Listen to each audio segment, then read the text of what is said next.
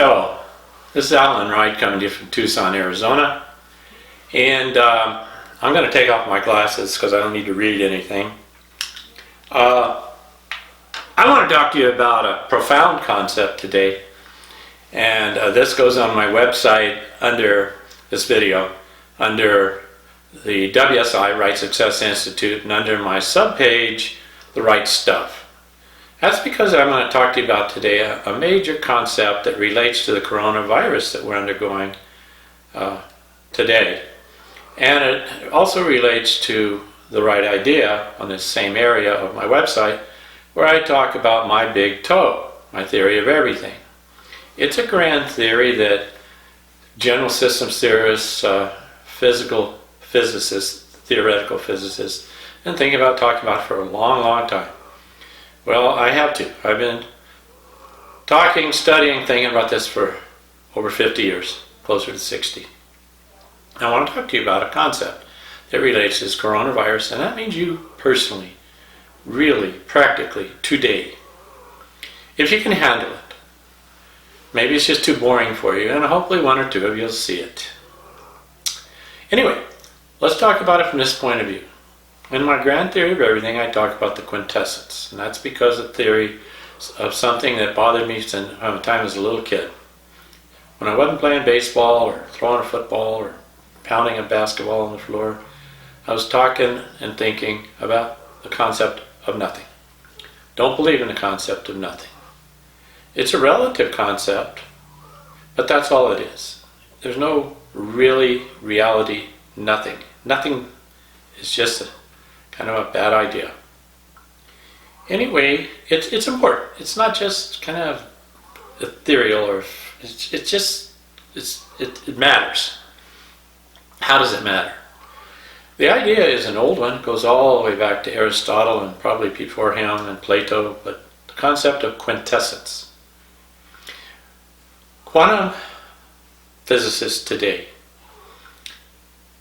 are studying it.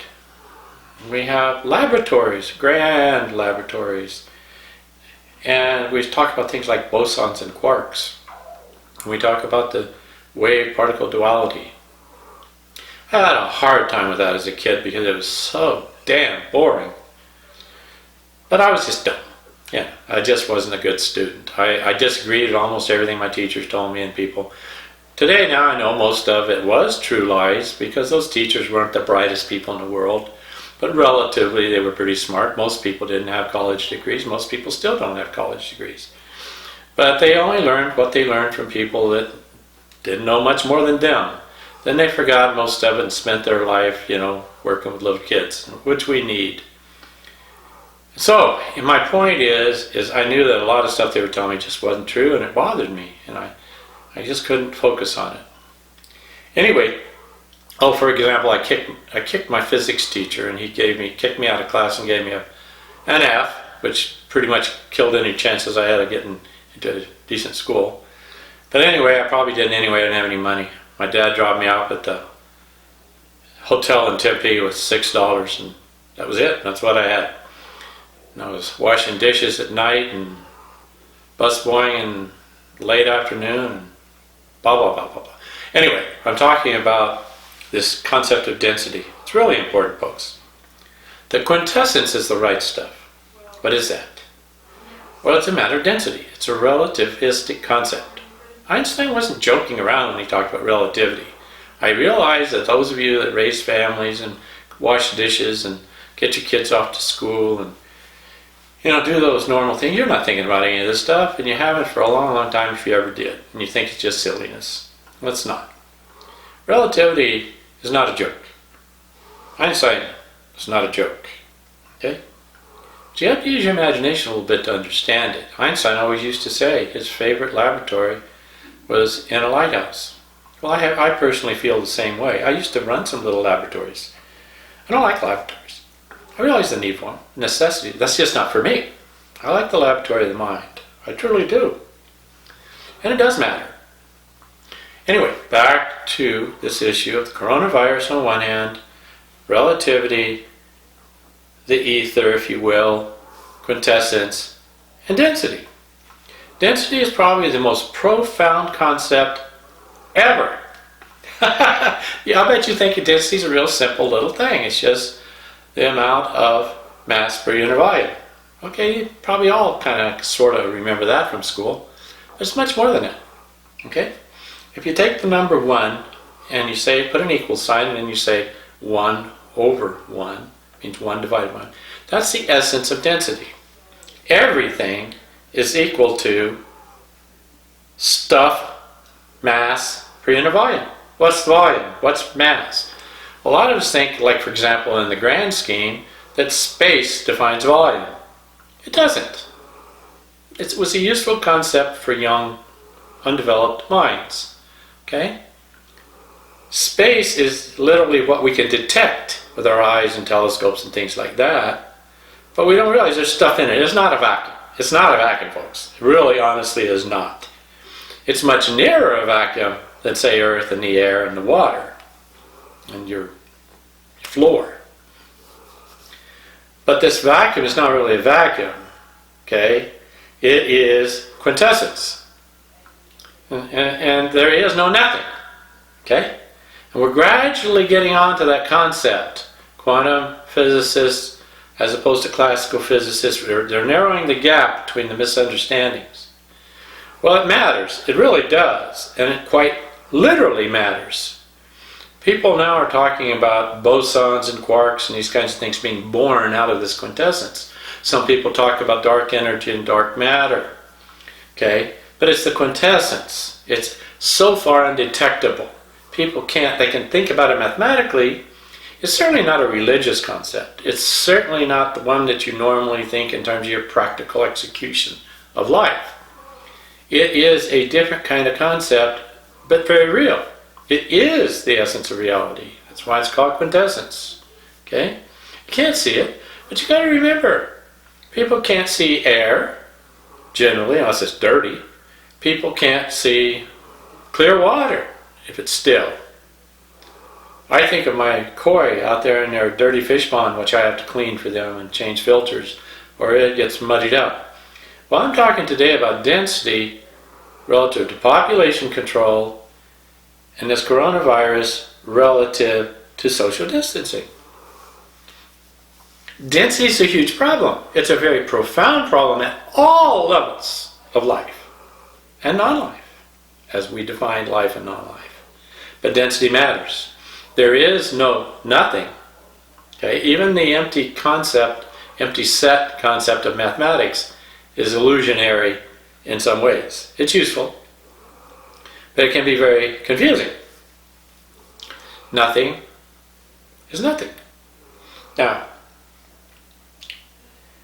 what I want to say today, it'll insult some people, but the very, very wealthy people that make their living from finance, okay, we're talking about a very few, relatively speaking to 7.7 billion, but around 1 million or so people, and less, okay, and there's layers of it, and it's all relative.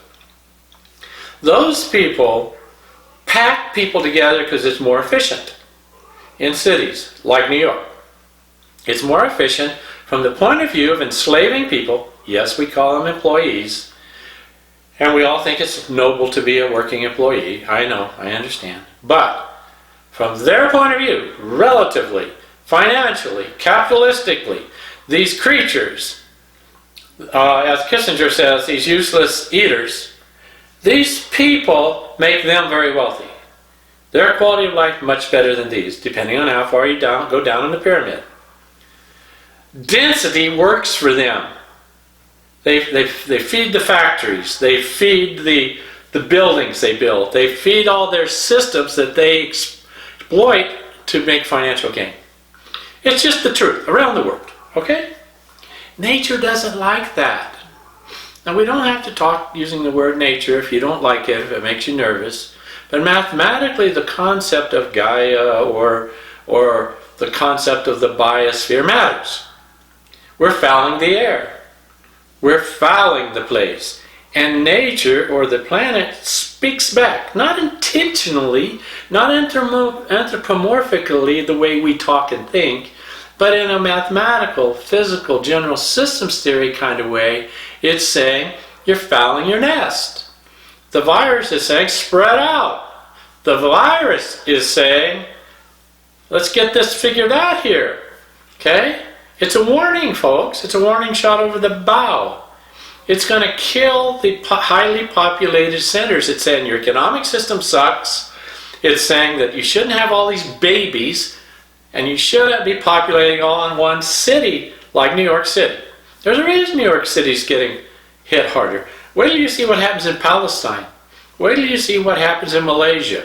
Wait till you see what happens in Bangladesh. Wait till you see what happens in a lot of these other major cities. Most of you are watching well-intentioned channels on TV that don't even talk about the rest of the world, with very, very little exception. The planetary scheme of things is not good. It's overpopulation in specific areas that need to spread out. It's a density problem. So the right stuff, the right idea, coronavirus, density, population control, social distancing, it matters. And it's all related. Relationships are primary. The notion of relativity. Okay? Spread out. Get your head together. Grow up. Use this time you've got as your social distancing to grow up in your adult thinking. Get more scientific, a little less religious. Don't worry quite so much about happiness and joy and being positive. Get smart. That can also make you feel good. Develop your sense of humor. But religious nonsense about nothingness or heaven or afterlife or death, after death, is, it might make you feel better that when your people die. I understand how that feels. My whole family's dead. Okay? They're just dead. They're gone. They're not gone from this quintessence, but they're gone from my awareness. And that hurts. I miss them. I miss a lot of my old friends. I miss talking to people all around the world. I had quite a life. You have no idea. And I miss a lot of people that don't have any idea I ever think about them. Okay? You need to think about density. I hope you'll come back to my page, look around. I don't know if my camera's still turned on or not. But I miss you. I wish you the best. But check in on my ideas. I would like to talk to you more about some of these concepts. They're really important, folks. They really are. Okay, let's be smarter. You can start thinking about transhumanism and cybergenesis. They're very real. 5G's the connection. Control, fascism. These are important things that most of you aren't thinking much about. You can look at the face of Trump. I'm sorry. There they are. Talk to you more later, if you want to hear me. I hope you do. Hope you'll interact with me on this website. Bye-bye, adios.